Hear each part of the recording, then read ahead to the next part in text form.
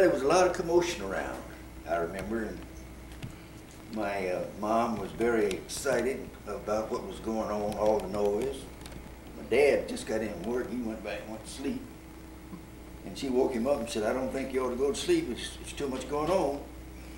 And I understand that there's a group of people going down Dumas, down to Greenwood, to follow the commotion. You ought to go down there and see what's going on. We'll stay here and wait for you.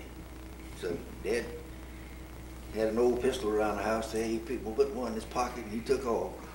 He didn't want to go, but he came on down. Well, down as far as Greenwood. Deep Greenwood, they call it. That's the Oklahoma Eagle office. It wasn't Oklahoma Eagle office then. I think it had another name. And he just hung around there to see what was going on. And he heard that they were trying to lynch a black boy down there at the courthouse, six in Boulder, I believe it was. And then he came on back home. He stayed there just a little while, and he was gone for about 3 or 4 hours. When he got back home, it was just about daybreak. We had a cousin that had come in here from Dumas, Arkansas about 2 years before he came here. In fact, he had promised to look out for Dad and the kids until Dad got him a good job. And he came in, and he was really excited. He had 2 pistols. And he told my dad, whose name was Newton, says, Newton, you better get your wife and kids on out of here, because being here on this street's not going to be safe for you when it comes daybreak. He said, if I were you, I'd take these kids out to the park. Go close to the Midland Valley Track. That would have been the Golden Gate Park, which is now Dirty Butter Creek. Every time I pass it on Apache, I think about it. See, take those kids out of the park now. And at that time, see, when you hit the Pine, you ran into a lot of trees and undeveloped area. The railroad track was there, but on the left side of the railroad track, which would be on the west side, there was a lot of trees, thick as a jungle, all the way down to Apache and even farther. So, and they had a Golden Gate Park. This Golden Gate Park was a waterway that ran through there. And it looked like it was deep enough with enough for coverage from trees and shrubs to hide people. So there were a lot of them hiding down in there. So Dad took his family down, and there were 5 of us all together, 3 boys and 2 girls, and my mother and Dad. And of course he had his sister-in-law with him, and she had 1 kid. No, she's just pregnant. She hadn't had a kid. And her husband. And they got down in there, and it looked like it was too much light. They couldn't hide enough. And Dad thought he'd get out and do a little scouting and see if he could find a place that would give him more cover. And while he was gone, daybreak came in and light and clear. And then there was a truck stopped up to the top of the road up there, which would have been Apache. And he hollered down there and said, hey, what you guys doing down there? And Dad told him he had his family down there. And he said, why don't you come up here and talk to us? And it looked like it was soldiers, but they weren't dressed as soldiers. They only had 1 or 2 items of soldiers on, like a shirt or a hat, and wearing a helmet. And they had rifles. So Dad went up and talked with them. And Uncle Will, my uncle, went up there and talked to them too. He said, we're going to have to take you boys downtown.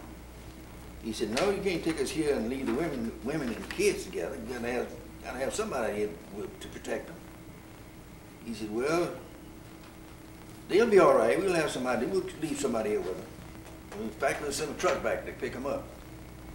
So that's what they did. They took my dad and uncle away from them and left us down there in the gutter. And it wasn't long before they had another truck with some soldiers in it that came and picked us up, put us all in the truck, and took us down to the convention center. Once we got in the convention center, well, they started feeding us apples, and I felt real good then. gave me something to eat because I hadn't had anything to eat all night long.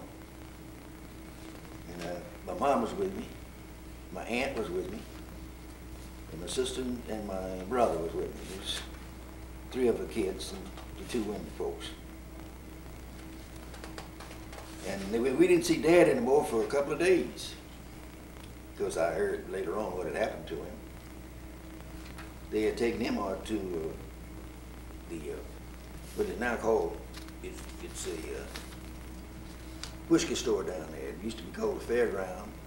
McNulty? And it's McNulty Park. So that's where they took him. And he was a bunch of Negro men down there. And they left him there in that park for a couple of days. Mom was working for a white family. She got in touch with them and they went down and got him out. And brought him on back to the home. By that time we had gotten back into the house on Latimer Court. I wondered if we were going to live there for a while, but didn't get a chance to work that out because the man that owned the house came over and told Dad that he was going to have the house. Because they set his house on fire, he was next door. Oh, wow! He had a lot of good looking furniture, piano and stuff like that, you know, so they just set it afire. And they didn't have time to build a house for him, but they did give him a pyramidal tent.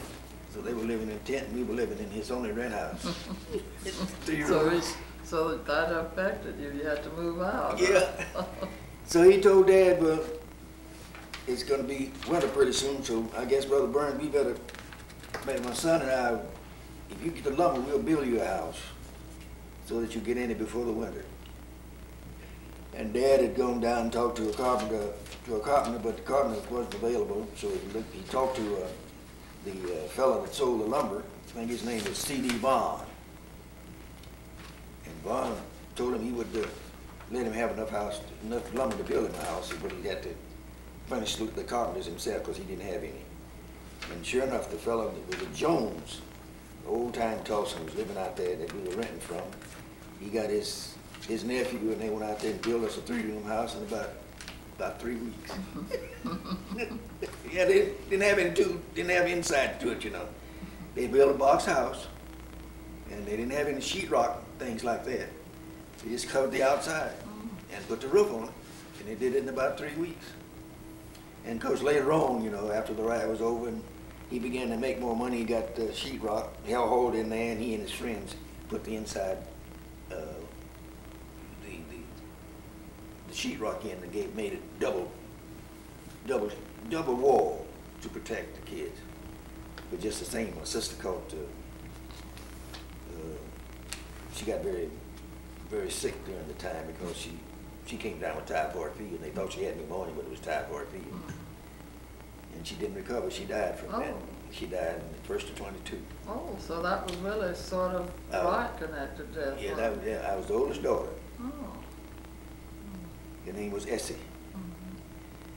We'd just gotten to Tulsa and didn't have anybody to, where to take her to bury, you know, so Dad decided he'd take her back to Dumas, Arkansas, and they buried her down in Dumas, Arkansas. How old was she then? She was 9. 9. Yeah, she'd been going to one of the schools here. 9 years old. First sister that I lost. The first member of the family that we lost. You know, talk about the building the houses from the lumber. Been hearing that from a number of the survivors talking about the lumber company. I think was on the other side of Orchard. There was laws that were created by the city officials that they was trying to make it illegal to build with wood. They had to be built with fireproof materials like bricks. Yeah. Did you see any evidence when they were trying to either arrest people or harass people for building their homes out of non-fireproof materials?